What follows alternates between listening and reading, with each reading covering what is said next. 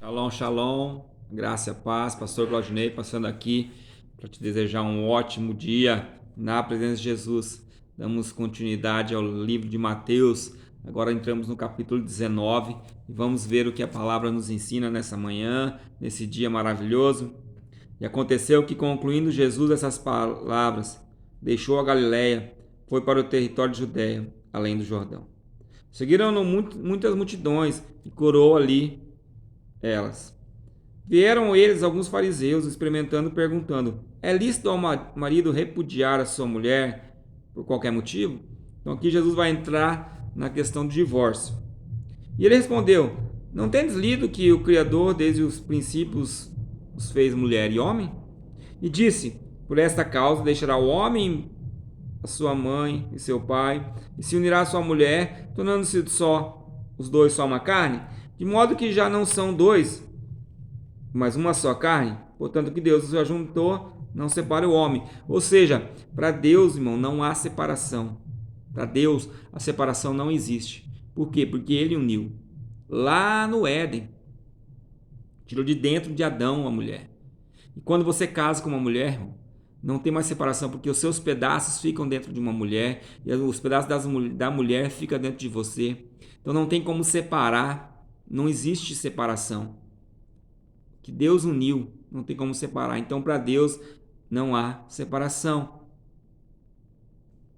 Replicaram-lhe, pois, por que mandou então Moisés dar carta de divórcio e repudiar? Então eles falavam assim, mas Moisés falou, podia dar a carta de divórcio. Aí Jesus diz assim, mas isso foi por causa da dureza do vosso coração, foi que Moisés permitiu repudiar vossa mulher. Entretanto, não foi assim desde o princípio, ou seja, Deus não criou assim, mas por causa de um pecado, a dureza do coração de vocês. Por isso Moisés disse para vocês repudiar a sua esposa, dar uma carta de divórcio para ela, por causa de um pecado.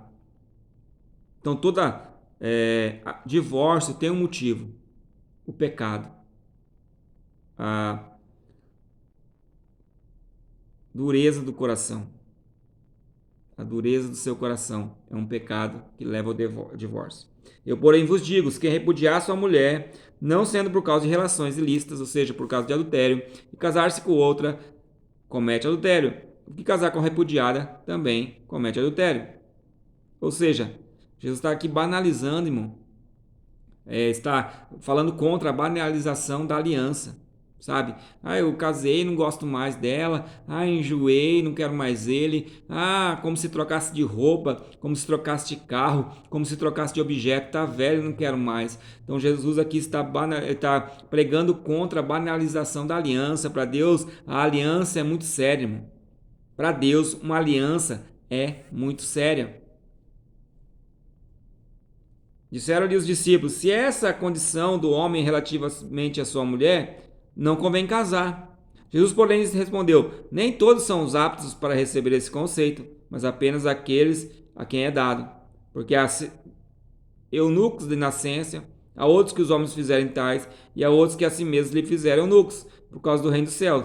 Quem é apto para admitir, admita. Ou seja, Jesus está falando bem assim, ó, nem todas as pessoas vão casar.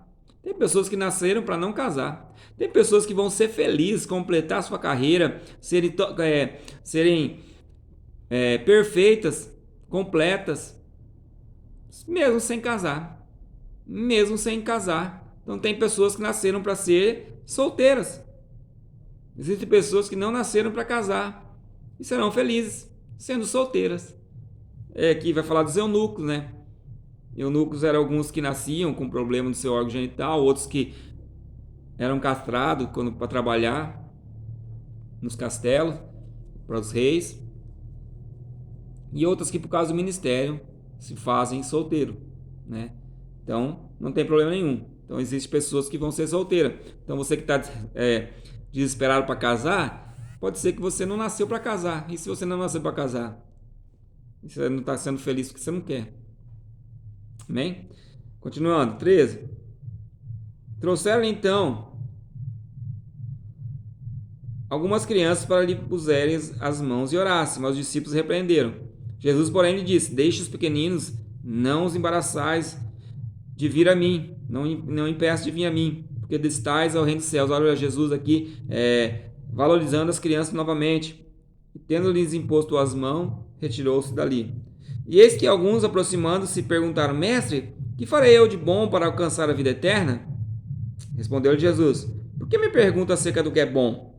Bom só existe um, se queres, porém, entrar na vida, guarda os mandamentos. Ou seja, agora aqui Jesus vai falar como ter salvação, né? Um jovem rico vem para Jesus e pergunta sobre salvação, sobre o reino, né? E Jesus vai explicar para ele como ter a vida eterna, como ter a salvação. E perguntou-lhe quais, e respondeu Jesus: Não matarás, não adulterarás, não furtarás, não dirás falso testemunho, honra teu pai e tua mãe, amarás teu próximo a ti mesmo. Replicou-lhe o jovem: Tudo isto tenho observado e tenho que me falta ainda. Olha só que interessante. Como ter então a vida eterna? Jesus ele fala 5 mandamentos aqui, um nem é aqui, fala alguns mandamentos aqui, mas ele não fala o primeiro. Qual que é o primeiro mandamento, irmão? Jesus não falou para ele. Jesus falou: não matarás, não adulterarás, não dirás falso testemunho. Mas o primeiro quer dizer que vai assim: não terá outros deuses diante de ti. Amarás somente ao Senhor seu Deus de todo o seu coração, toda a sua alma, todo o seu entendimento. Ou seja, esse não terá os outros deuses resume todos os outros. Por quê? Porque se eu tiver um ídolo no meu coração, os outros nada valem. Se eu estiver idolatrando algo no meu coração, os outros não vou cumprir. Replicou-lhe jovem: Tudo isso, porém, tenho observado, que me falta ainda. Disse-lhe Jesus: Se queres ser perfeito, ou seja, o que é perfeito aqui? Se você quer ser completo, né? Vai, vende os teus bens, dá aos pobres e terás um tesouro no céu. Depois vem e me segue. Olha só, aqui tinha um ídolo no coração dele. O quê? A riqueza. Jesus diz para ele: largar o ídolo do coração dele. Olha só, tendo porém o jovem ouvido essa palavra, retirou-se dali por ser dono de muitas propriedades. Jesus quer tirar algo dentro dele, os deuses dele, o ídolo dele, que era o dinheiro, mas ele se entristece e sai de perto de Jesus. Então, irmão, qual é o ídolo que tem que arrancar do seu coração? Qual é o Deus que está aí dentro? Você quer ser completo? Abandone. Você quer ser perfeito? Abandone. Larga os seus ídolos. Então Jesus disse aos discípulos: Em verdade vos digo que um rico dificilmente entrará no reino dos céus. Aqui Jesus vai usar uma hipérbole, né, para falar impossível. E ainda vos digo que é mais fácil passar um camelo pelo fundo de uma agulha do que entrar um rico no reino de Deus. Né? Jesus vai usar aqui para dizer que é impossível um rico entrar no reino dos céus. Aí eles os discípulos ficaram bem assim: meu Deus, e agora? Por quê? Porque naquela época, ser rico, ter dinheiro, para eles era sinal de bênção de Deus na vida.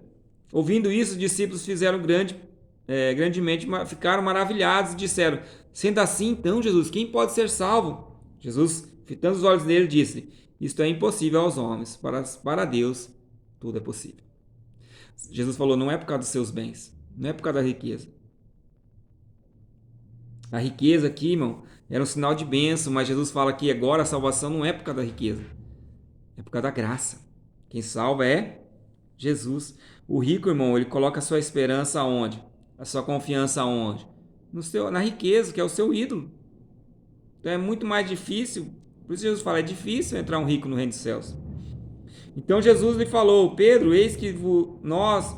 Então lhe falou Pedro: eis que nós o deixamos, te seguimos, que será de nós?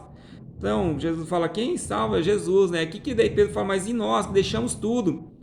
Aí Jesus vai dizer: em verdade vos digo que aqueles que me seguiste, quando na regeneração o Filho do Homem se assentar no trono da sua glória, também vos assentará em 12 tronos para julgar as 12 tribos de Israel.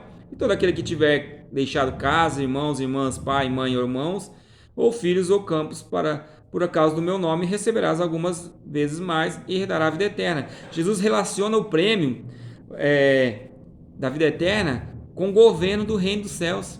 Jesus vai relacionar. Porém, muitos primeiros serão os últimos e os últimos serão os primeiros. Ou seja, nós teremos muita surpresa no céu, irmão. Pessoas que você falava: esse aí não vai para o céu. Esse aí não tem salvação, não. Quando você chegar lá, você vai ver que os últimos serão os primeiros. E os primeiros serão os últimos. Então nós teremos muitas surpresas no céu. Então cuidado, cuidado. Cuidado com a vida que você tem levado. Pai, eu abençoo a vida dos teus filhos. Nós acabamos agora o capítulo 19, nós entraremos no 20 no próximo vídeo. Que você possa ser edificado. Eu oro para que Deus te abençoe, abra sua mente para você entender e compreender tudo aquilo que nós estamos estudando nesses dias. Maravilhoso, irmão, poder mergulhar na palavra, trazer lições poderosas. Estuda a Bíblia, irmão, para você. Pega essa aqui, ó, essa Bíblia e coloca alimento para dentro de você. Deus abençoe cada uma das tuas pessoas que estão assistindo, Pai. Cada um dos teus filhos que aqui estão comigo, meu Pai, me acompanhando nesse dia. Guarda a vida deles, abençoa, prospera, que eles possam cada dia mais e mais, Pai, ter sede pela Tua Palavra, ter vontade pela Tua Palavra. No nome de Jesus eu oro. Amém e amém. Deus te abençoe. Até o próximo vídeo.